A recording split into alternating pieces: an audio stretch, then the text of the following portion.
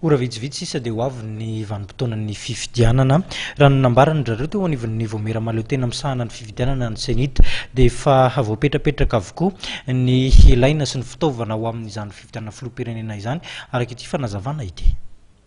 Vonona ny senita sy ny mpiara-miombona antoka amin'ny rehetra hiatrika amin'ny fifidianana filoham-pirenena izay ho toto-saina aram-piso araka ny nambaran'ny teknisianina eo anivon'ity voamerity. Efa tonga eny anivon'ny biro fahatanjaham-bato avokoa ny kojakoja rehetra ampiasaina amin'ny andro mpifidianana. Ireo fitaovam-pifidianana rehetra ireo, na ny fitaovana zany na ny taratasy-mpifidianana dia efa niainga teto anivon'ny senita moa zany teto Antananarivo nanomboka tamin'ny fahasivy ny volana oktobra taona 2013 sy 2014.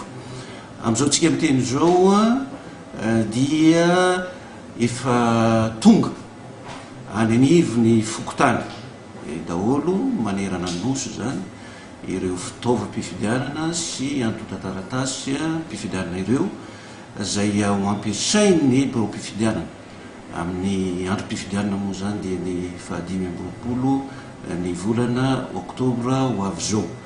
Ao anatin'izany ireo fitaovana lehibe tahaka ny vata fandatsaham-bato, ny bileta tokana, ny lisy mpifidianana sy ny kojakoja maro samihafa zany ka azo lazaina zany amin'izao tsika miteny izao fa dia vonona tokoa ny senita sy ny mpiara-miombona antoka aminy amin'izany fiatrena ny fifidianana izany.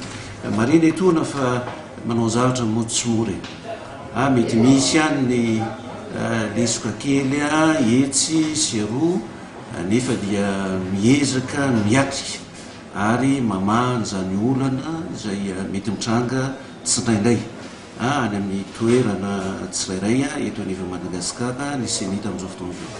Momba ny olona mpiatroka ananandraikitra ao anatin'ny andro mpifidianana dia nilaza ny eo anivon'ny senita fa efa mipetrapetraka avokoa izany manerana ny nosy. Anisan'ny tompon'andraikitra lehibe ireo ilay membre ny biro mpifidianana rehetra.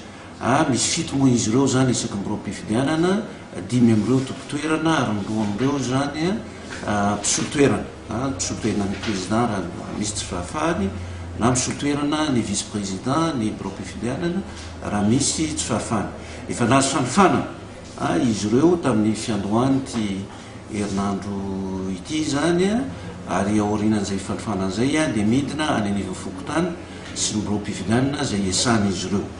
Anisan'ny tompon'andraikitra ihany koa ary entanina manokana eto ny délégué candidat zay misy anankiroa isaky ny biro mpifidianana izy ireo, ny anankiray tompo-toerana, ny ray mpisolo-toerana dia entanina manokana izy ireo zany mba ho vonona tanteraka iandry hiatrika marimarina koa an'io andro mpifidianana amin'ny 2020 ny volana oktobra io satria dia mariky ny mangarahara tanteraka zay fanatanterantsika mianakavy ny fifidianana zay eo anatrehan'ny mpiatroka rehetrarehetra indrindrindra ny candidat sy ireo délégué ny candidat eo dia eo ihany koa ireo mpanara-maso ny fifidianana moa zany zay tombanana fa ny mpanara-maso teratany zany dia mahatratra any amin'ny 10,000 mahery anoany anerana ny biro mpifidianana eraka Madagasikara ary misy ihany koa ireo mpanara-maso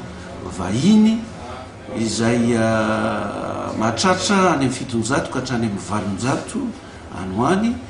Dikan'izay rehetrarehetra zay dia mba hangarahara tanteraka ny fanatotosantsika an'io raharam-pifidianana rahampitso zany.